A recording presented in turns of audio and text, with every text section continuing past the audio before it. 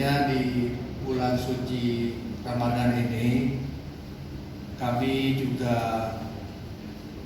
berharap agar kegiatan-kegiatan Kementerian Sosial yang khususnya difokuskan kepada penanganan pandemi COVID-19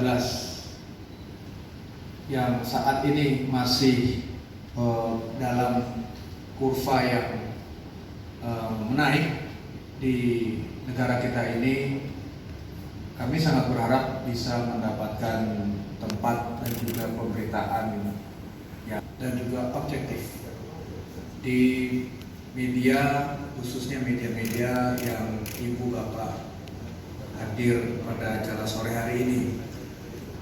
Kami sadar bahwa tidak ada pemerintahan yang siap menghadapi pandemik yang global seperti COVID-19 ini, sehingga mungkin banyak yang menganggap pemerintah lamban ataupun sedikit kurang tepat program-programnya atau hal seperti itu. Kami tidak atau maklum adanya tanggapan-tanggapan seperti itu, karena ekspektasi atau harapan dari masyarakat memang sangat tinggi sekali.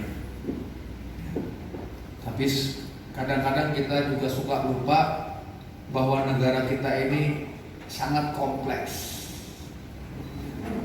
Bukan negara yang kecil, bukan negara yang berpenduduk sedikit, dan bukan negara kontinental, bukan negara daratan. Indonesia adalah negara kepulauan, tidak seperti Amerika atau China atau Australia atau Jerman yang adalah negara kontinental.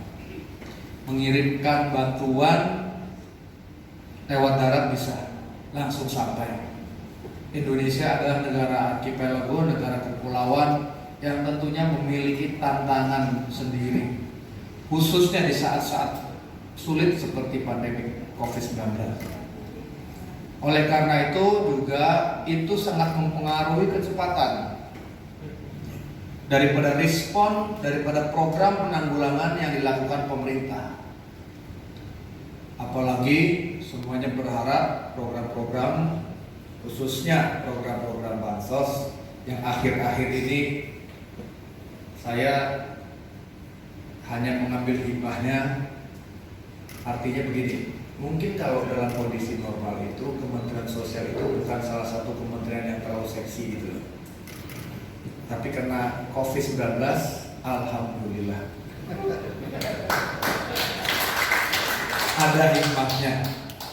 WA saya sampai jam 1 pagi masih bunyi. Kalau keadaan normal itu kadang-kadang saya yang nunggu.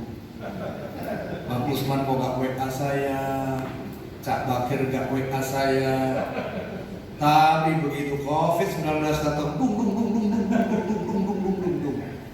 Saya senyum.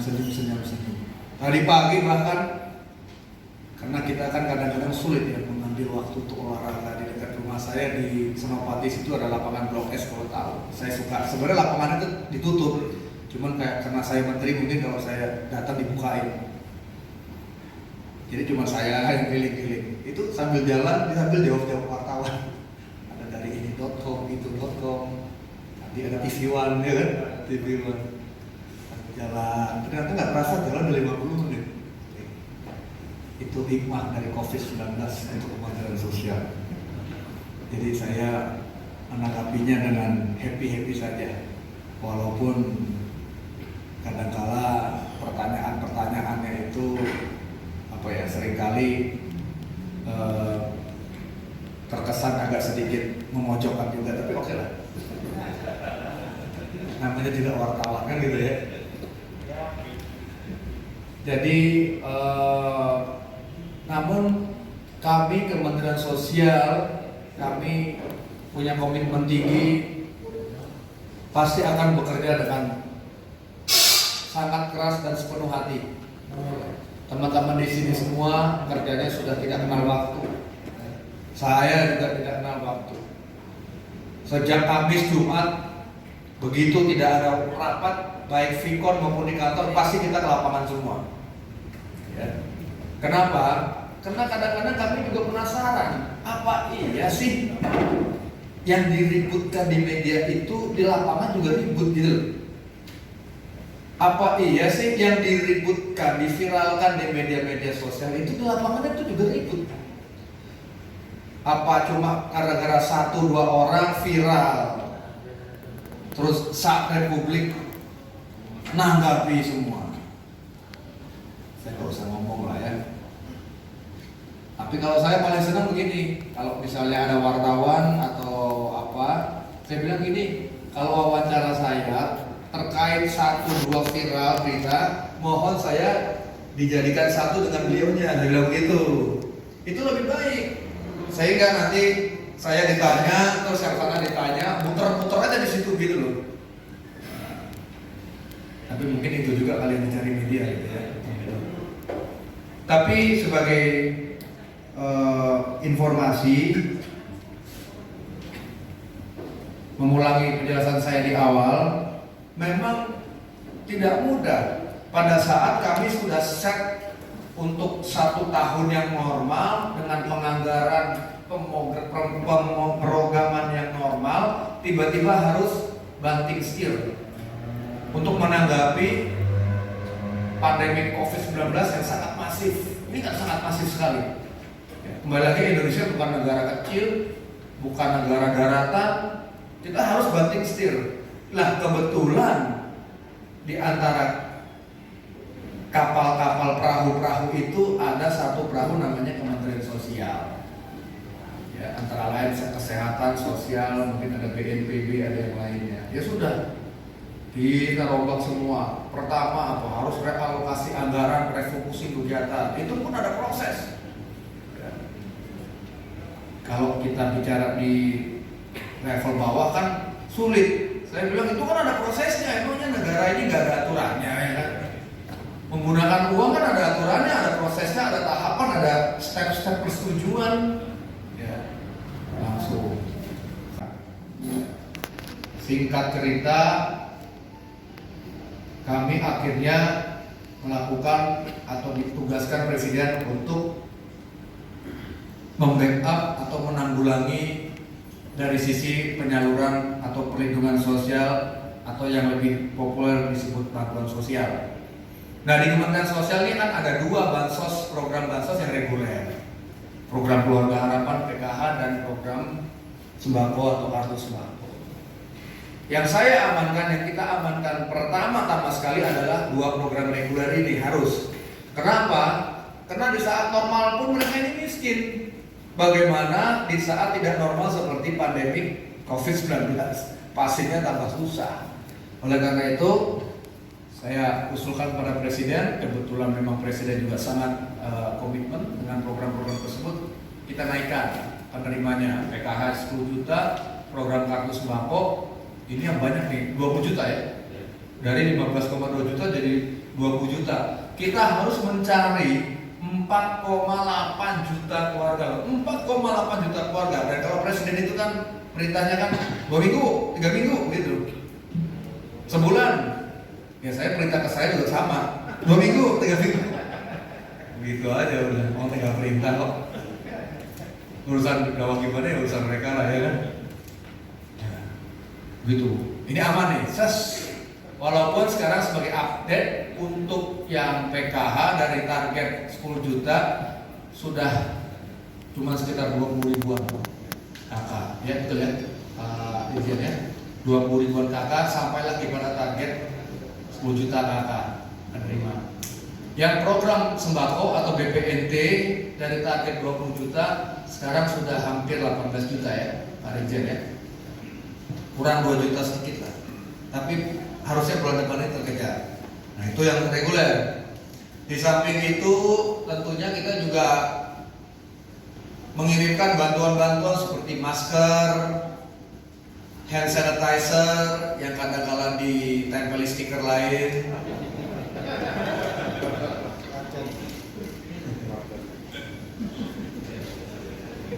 Kemudian APD kita ada berikan contohnya 20.000 APD yang kualitas bagus ke Pak Erick Thohir BUMN untuk jaringan rumah sakit BUMN-nya. Ini kita lakukan. Nah, kemudian yang berikutnya adalah bansos-bansos yang khusus COVID-19 yang di Jabodetabek kita berikan sembako. Saya awalnya mengusulkan bagaimana Pak Presiden kalau kita kasih uang tunai saja. Pak Presiden bilang kalau kasih uang tunai nanti uangnya diambil dia mudik. Kalau sembako kan susah. Kalau makanannya atau begini-begininya sebentar lagi ya. Ini kalau makanan begini orang matanya udah itu biasa aja. Bagi sembako, ya Gubernur menyampaikan usulan sekian banyak, sisanya pemerintah pusat. Oke, bayangkan ya. Kemudian awalnya cuma DKI, ini sedikit kronologis apa ya, biar ini ya, biar ini ya, biar update. Awalnya kita kan DKI aja nih, 1,2 juta, 1,3 juta. Oke lah. Tiba-tiba, oh ini contoh hand sanitizer yang ditempel di stiker. Nanti aja Mas.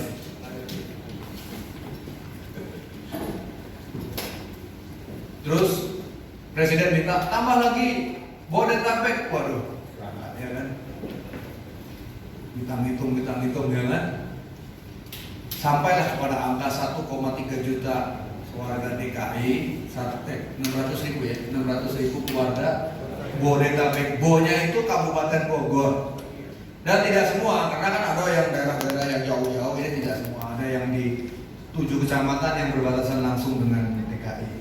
Nah, coba teman-teman bayangkan, ya, membuat program selama 3 bulan, 1 bulan 2 kali penyaluran, isinya sembako untuk 1,9 juta kakak. Presiden minta dalam 2 minggu. Di saat pertama, pabrik-pabrik produsen itu rata-rata sudah menurunkan produksinya.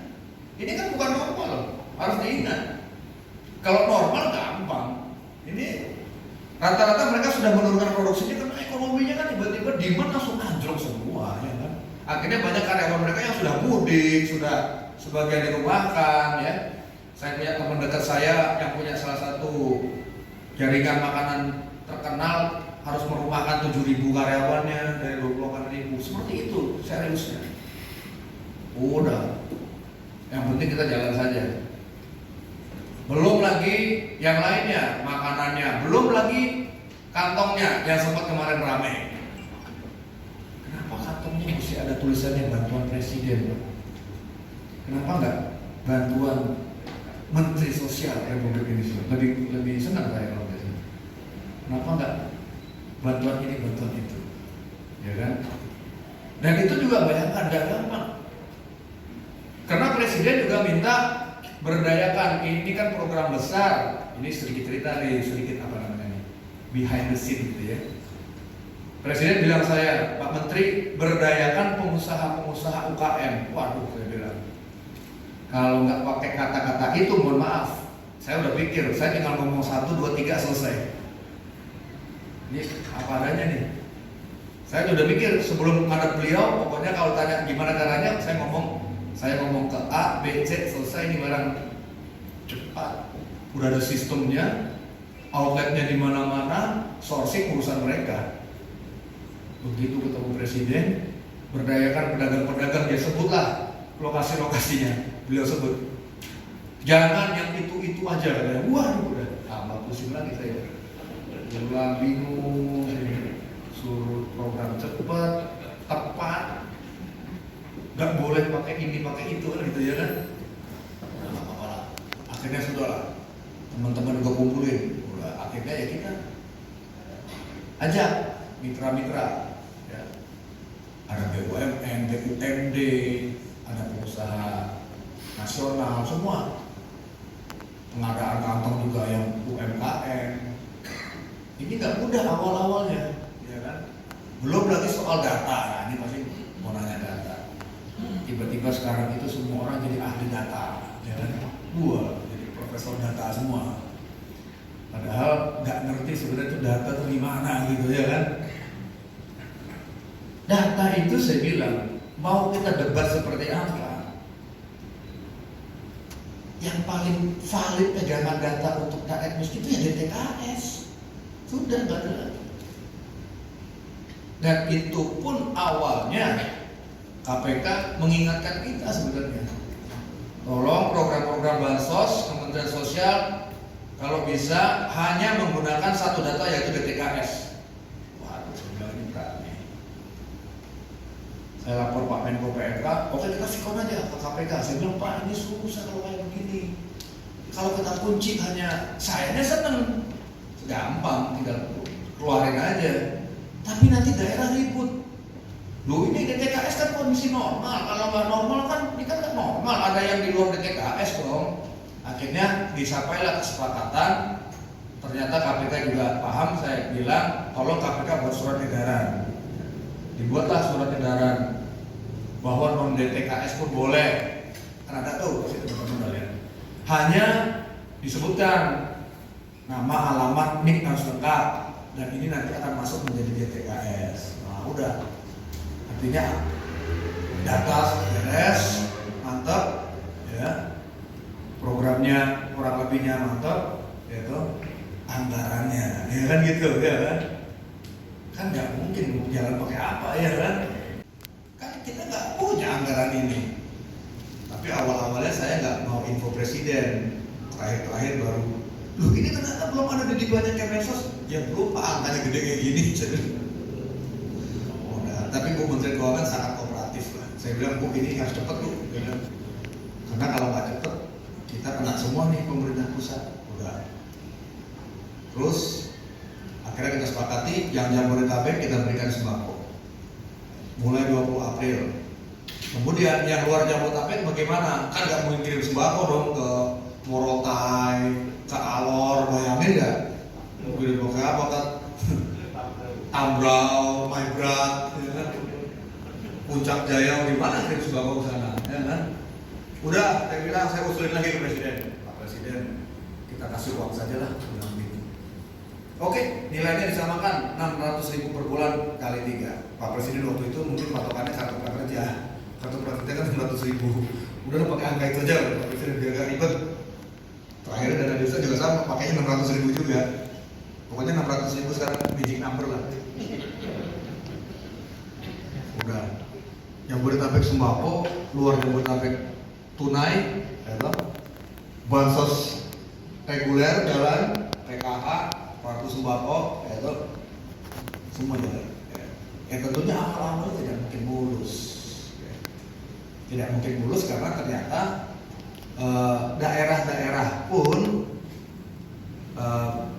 tidak terlalu siap kalau saya perhatikan untuk memberikan data yang akurat di luar DTKS dalam waktu yang cepat. Ini yang terjadi. Sehingga contoh di DKI akhirnya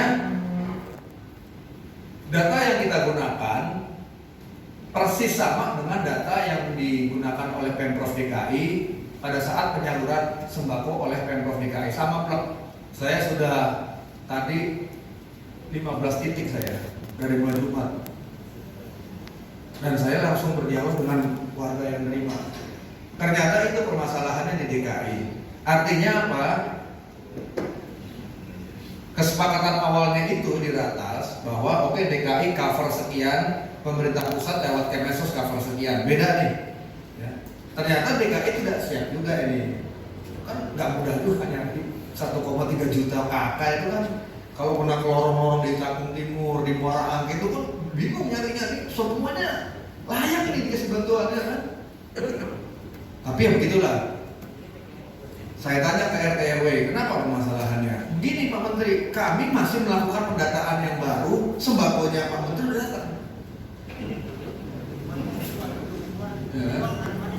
Lah masa saya suruh tahan sembakonya, kan kita dikeroyok, gitu. Ya jangan, ya udah saya bilang kita punya data apa kita jalankan. Nah, yang saya lakukan, saya sudah seperti ketua RW, tapi nggak masalah karena saya dulu mantan ketua RW juga 9 tahun di rumah saya. Saya satu persatu saya tanyain, Pak RW begini deh, kita nggak usah ribut-ribut, ini kan rezekinya buat rame-rame sebenarnya, ya kan? Isinya beras 15 kilo, ada mie-nya segala macem, satu keluarga juga nggak habis dah 2 minggu. Saya bilang, apa yang saya lakukan? Dan saya minta diviralkan. Saya brief nih, RW, RT, ada lurahnya. Gini ya, saya udah kayak ini aja berpikir nih, gila nih benar, jadi tapi oke lah. Mungkin jadi menteri sekarang agak gila-gila dikit ya. Ini ya, saya bilang, kalau hanya mengacu kepada data plek, yang dapat lagi, saya bilang. Tanyakan aja sama yang terima, yang ada namanya di data. Mau nggak kalau sembako ini dibagi sama tetangganya yang belum dapat apa-apa? Ini, gitu kan? Ya udah kita buktiin aja. Ya udah saya ikut. Saya tanya, mereka bapak saya gitu kan. Saya tanyain, apa? Dan ternyata teman-teman di level grassroots itu, ya, mereka tuh rasa berbaginya, rasa gotong royongnya sangat tinggi. Sangat tinggi. Mereka paham. Ibaratnya mereka juga tidak ingin, ibaratnya itu cuma mereka yang senang tetapi tetangganya kesusahan. Saya sampai, kan ada 1-2 yang viral itu saya sampai bilang di depan medianya, Bu, saya nggak pernah kesini kan ya, malam-malam saya nggak berusukan tiba-tiba ngomong ibu besok saya datang. Enggak Pak, saya nggak kenal Bapak, dia ngomong gitu saya. Ada yang nangis tadi, saya lihat orang angke nangis. Saya bilang saya nggak mau di rekayasa, kita plek datang langsung ngomong.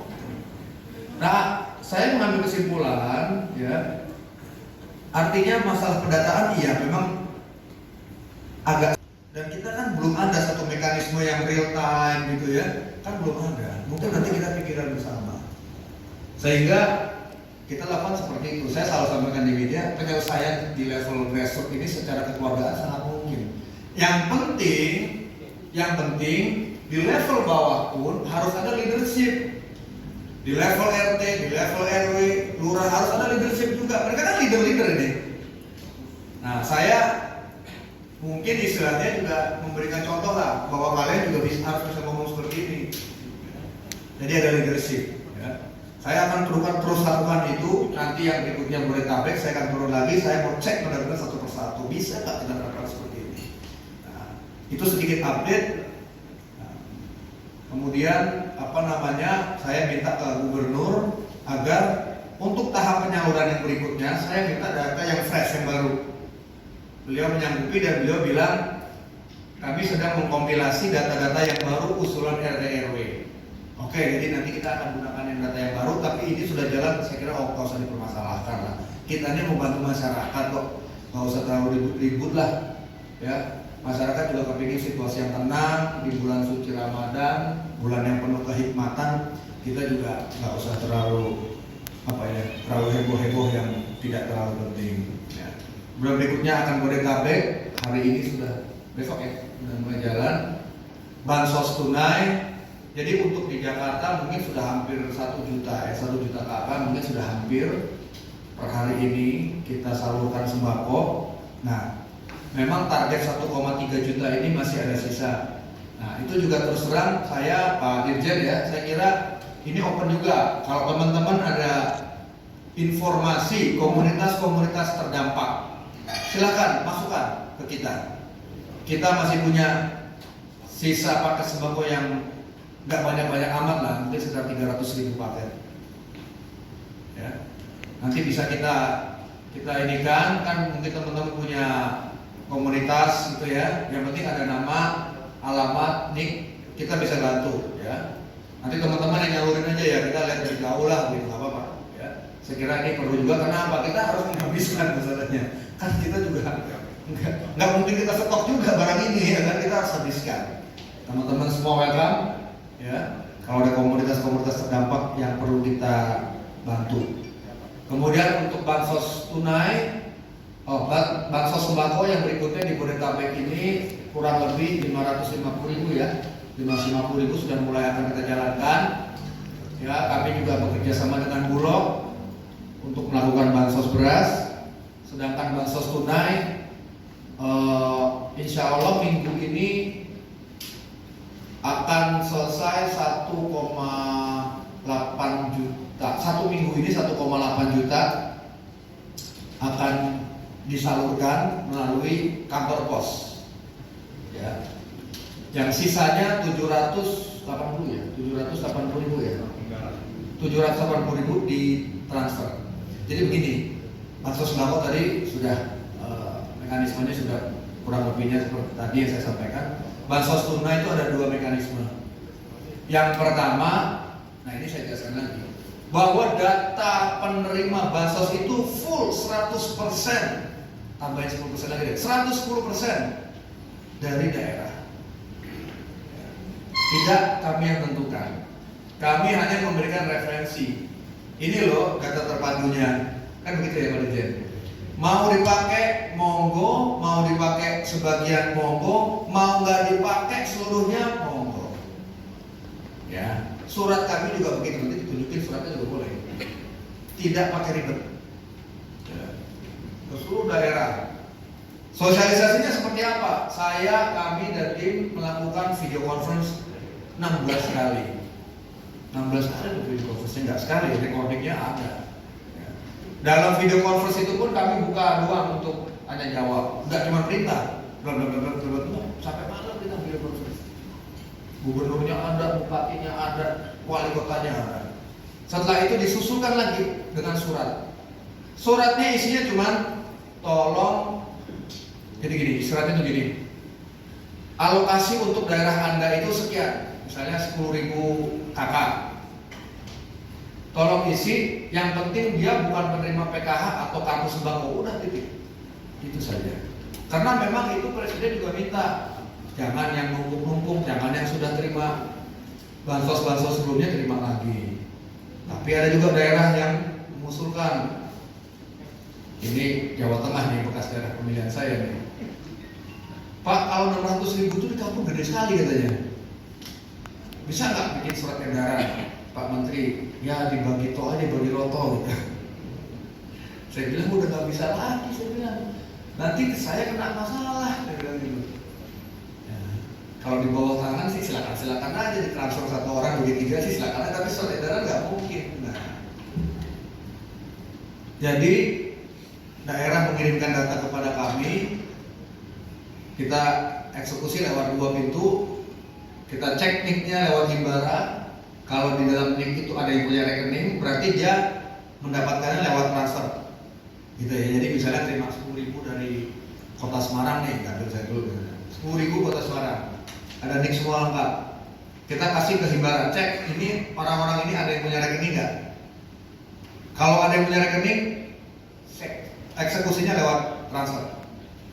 Yang nggak punya rekening, kantor pos. Selesai, gampang. Ya kan harus ditukar lagi yang lain. Tadinya kita pikir mau kita antar satu persatu ke rumahnya, cuman mungkin tahun depan baru selesai. Ya. Jadi mudah sekali. Pertama apa? Data kita minta dari daerah, kirim ke kita. Setelah kirim, kita cek ke Himbara. Himbara kan ada 4 bank, nggak satu kan? 4 bank. Ada nggak yang ngerempet nih? Nik ini punya rekening, begitu ada siapa aja kita keluarkan sending instruction transfer. Yang tidak ada lewat kantor pos. Jadi sangat mudah. Nah, kami berharap 2 bansos khusus ini, bansos sembako di Jabodetabek dan bansos tunai untuk di luar Jabodetabek, bisa lambat laun lebih sempurna lagi eksekusinya. Walaupun sekali lagi teman-teman, ini tidak mudah. Ya, ini tidak mudah sekali. Ya, dan juga itu tadi kan ada 1-2 orang di satu daerah ribut, masukin viral, rame, kan begitu. Ya. Tadi pagi saya di TV One, saya senang, ini saya senang nih, karena ada kepala desa yang bareng saya juga dan satu RT kalau nggak salah. Jadi kepala desanya udah ngomong, ternyata yang saya omongin itu dia paham. Terus saya langsung bilang, ya ibu nanya sendiri, jawab sendiri. Artinya sebenarnya Nah, saya nggak tahu, saya bilang, apakah ini instruksi dari kabupaten ke kotanya yang ribet atau ruwet ke bawah, kita nggak tahu nih. Kalau dari kita ke daerah, sangat simpel. Surat edaran cuma segini panjangnya. Segini ya. Cuma segini, nggak ada berlembar-lembar enggak ada. Nah, cuma kan kita nggak tahu di daerah, mungkin di daerah ke bawahnya ruwet. Artinya daerah tuh dinas sosial mungkin ya, ke desa atau kelurahannya mungkin kita nggak tahu. Namun jangan istilahnya keruwetan di situ langsung dilempar. Ini ruwet di atasnya, ruwet di atasnya. Simpel sekali. Nanti bisa dicek surat menyurat kita seperti apa ya Pak Dirjen ya. Nah, kemudian tadi juga Jangan lupa subscribe ya.